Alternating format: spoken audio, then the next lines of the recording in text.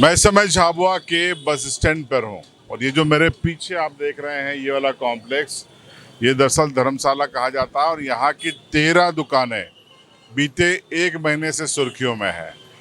दरअसल जर्जर घोषित करके इनको डिसमेंटल करने का नगर पालिका ने नोटिस चस्पा किया। नगर पालिका का कहना है कि इनमें से ज़्यादातर की लीज समाप्त हो गई थी। मांग ये उठी कि आप पहले हमसे एग्रीमेंट कर दीजिए, हमको बना के दीजिएगा और हम इसको खाली कर देंगे। कई दौर की बातचीत के बाद भी ये प्रस्ताव कागज पे अमल में नहीं लाया जा सका।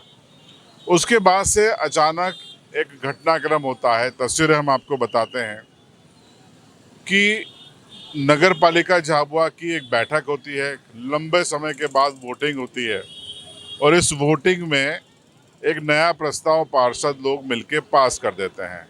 इस प्रस्ताव में कहा जाता है कि इस हिस्से को डिसमेंटल किया जाएगा और पीपीपी मोड में, यानी जमीन नगर पालिका की, निवेश करेगा कोई प्राइवेट व्यक्ति और वो यहाँ पर दुकानें या जो भी बनाएगा वो फिर अपने हिसाब से दुकानदारों को देगा।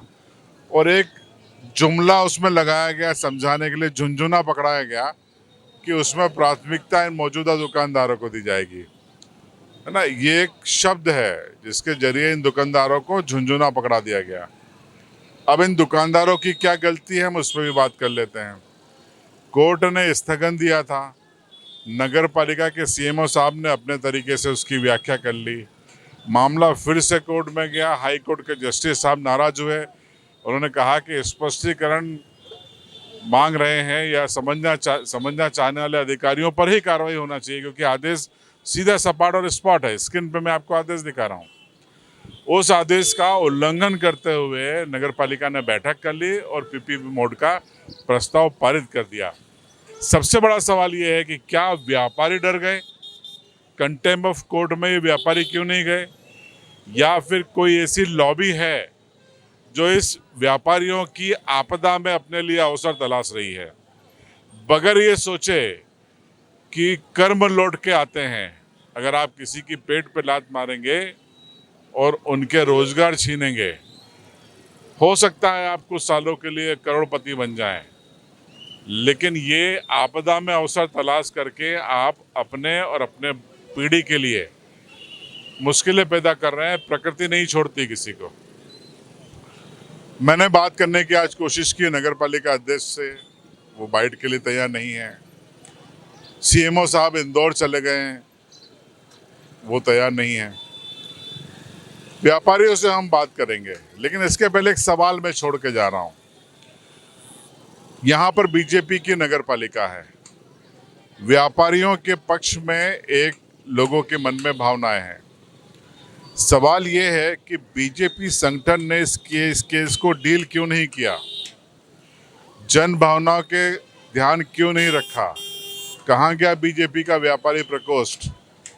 व्यापारियों के बारे में माना जाता है कि वो तो बीजेपी के लिए एक पैर पे तैयार रहते हैं, तो यहाँ पर बीजेपी उनके लिए तैयार क्यों नहीं थी? पीपीपी मोड का निर्णय क्या बीजेपी संगठन का है या फिर पार्षदों का है? आपको याद होगा तो नगर पालिका, नगर परिषदें कैसे काम कर रही हैं। अगर उनकी शिकायतें हैं तो ऊपर से निर्देश हैं कि आप पार्टी के बैनर से जीते हैं तो पार्टी संगठन निगरानी करेगा, अगर आप गलत कर रहे हैं तो कान पकड़ेगा। लेकिन इस केस में रहस्यमय ढंग से पार्टी संगठन खामोश रहा, चुप रहा और वो सब कुछ हो गया जो व्यापारियों के खिलाफ था। विकल्प अभी भी है। व्यापारियों से मैं कहूँगा कोर्ट जाइए। ये सारा नगर पालिका का जो भी कुछ हुआ है इसको कोर्ट रोक देगा। ये मेरे कानूनी अनुभव से मैं आपको बता रहा हूँ। अच्छे तर्क रखिए और कोर्ट जाइए, कंटेम्प्ट ऑफ कोर्ट लगाइए। अब आपसे मैं बात कराने की कोशिश करता हूँ उन व्यापारियों से, उनके मन की पीड़ा को समझते हैं। तो देखिए, ये तमाम लोग व्यापारी हैं जो विस्थापित होने जा रहे हैं। इनसे हम बात करते हैं। क्या नाम है आपका? मेरा राजेश सेन। अब आप लोगों को बेदखल किया जा रहा है। हमें बेदखल कर दिया, हमारे बिना पूछे ताले लगा दिए, एक तो दुकानों में आधी रात को, और हमारी कोई वैकल्पिक व्यवस्था नहीं की गई कि आप यहाँ काम करो। अब हमारा क्या, अब हमारा दुकान का ऊपर ही सारा दामोदर था। लेकिन जब हाई कोर्ट का आदेश क्लियर है तो आप लोग कंटेम्प्ट ऑफ कोर्ट में क्यों नहीं गए? सीएमओ और ये कोई भी मानने को तैयार नहीं उस चीज़ को। सीएमओ की पेशी होगी, आपको जाना चाहिए।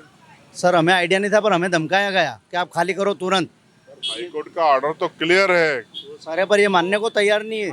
इसीलिए तो कंटेम्प्ट ऑफ कोर्ट लगाना पड़ेगा। लगा देंगे सर, ठीक है, जी लगा देंगे। डरने का अच्छा, आप डर के क्या मिला आपको? डर के खाली करवा दिए सर दुकानें फिर हमारी। क्या मिला? कुछ भी नहीं मिला, बेघर हो गए सर हम। डर के आगे जीत है। बेरोजगार हो गए 1 महीने से अभी। आपका क्या कहना है? मैं यही कहूँगा कि जो हुई हमारे साथ बड़ी नाइंसाफ़ी और ज्यादती हुई है, इन लोगों ने जो ये निर्णय लिए उससे हम लोगों का आज बहुत तकलीफ हो रही है, बहुत कष्ट में हम बहुत दुखी हो गए। इन लोगों ने आपकी आपदा में अवसर तलाश लिया। हाँ, आप जो भी समझे, अब आज हमने दिख रहा है, समझे क्या? हम तो रोड पर आ गए हैं। जनसंघ के एक नेता थे श्यामा प्रसाद मुखर्जी कि अंतिम व्यक्ति तक जो बैठा है उसकी भलाई करना, उसका भला करना। आज देख लो, भला हो गया हमारा। आज मेरे घर में 4 बच्चे बैठे हैं, उनकी किताबें कापियां तक नहीं ला पा रहा हूँ। घर पे बैठा हूँ 25 दिन से। घर में दूध शक्कर तक के पैसे नहीं है, कहाँ जाए हम लोग? ना इन्होंने कोई वैकल्पिक स्थान हमको दिया। एक तानाशाही चल रही है, एक कमरे से फरमान आया और वो जारी कर दिया, दुकानें खाली करो। पीपी मॉडल क्या होता हम लोगों को मालूम ही नहीं है।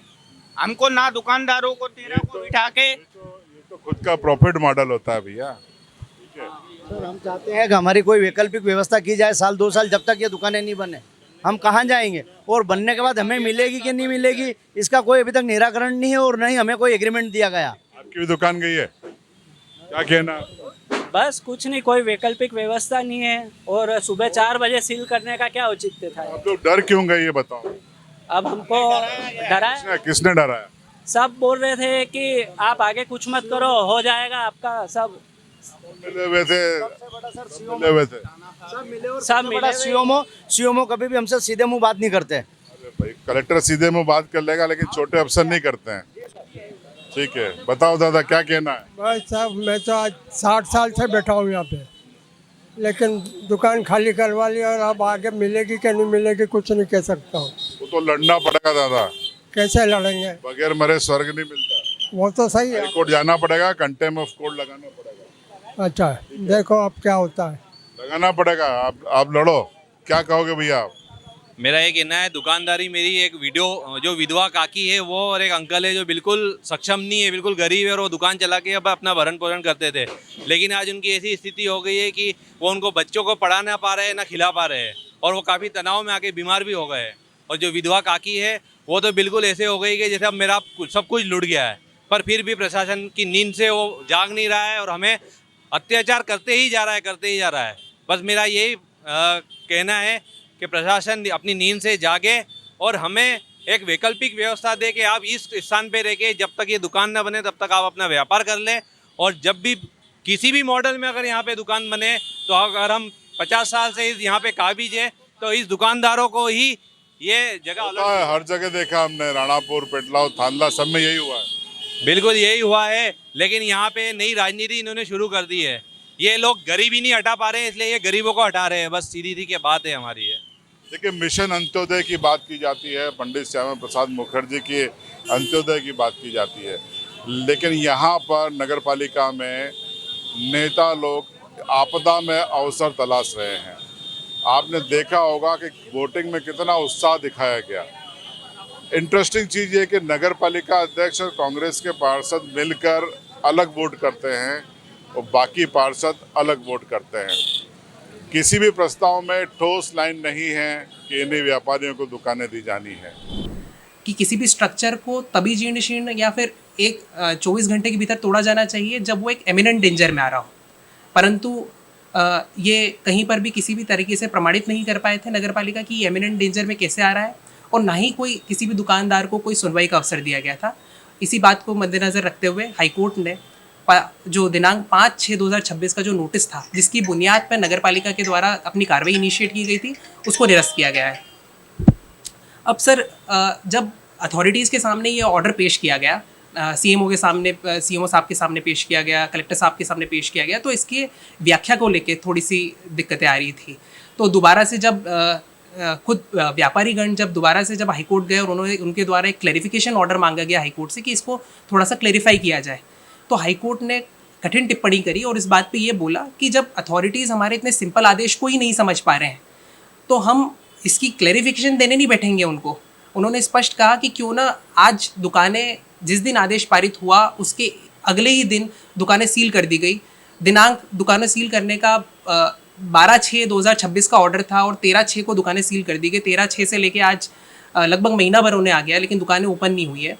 तो क्यों ना पिटिशनर्स कंटेम्प्ट की कार्रवाई करें, ऐसा ऑर्डर ने, हाईकोर्ट ने ऐसा ऑर्डर में व्याख्या करी अपनी।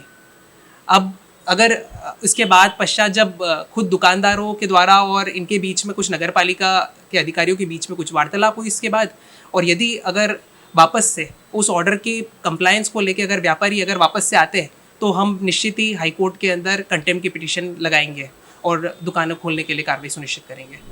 चर्चा है कि बड़े कारोबारी इसको पीपीपी मोड में लेंगे और फिर अपने हिसाब से प्रस्ताव देंगे कि साहब लीजिए, आप ही को प्राथमिकता है, 50 लाख में दुकान ले रहे हैं, 70 लाख में ले रहे हैं, फिर कहा जाएगा कि हमने आपको कहा, आपने नहीं लिया, हम किसी और को देंगे। तो ये जो पीपीपी मोड है ये अस्वीकार्य है, इसको स्वीकार नहीं किया जाना चाहिए, क्योंकि यहाँ पर झाबुआ में इस पीपीपी मोड के नाम पर इन 13 व्यापारियों के 13 परिवारों को सजा देने की तैयारी है और इनकी आपदा में अवसर बनाने की तैयारी है। इसके पीछे बड़े व्यापारियों का नाम है। अगले वीडियो में मैं उन नामों का आपको खुलासा करूंगा प्रामाणिकता के साथ। देखते रहिए सीवी लाइव।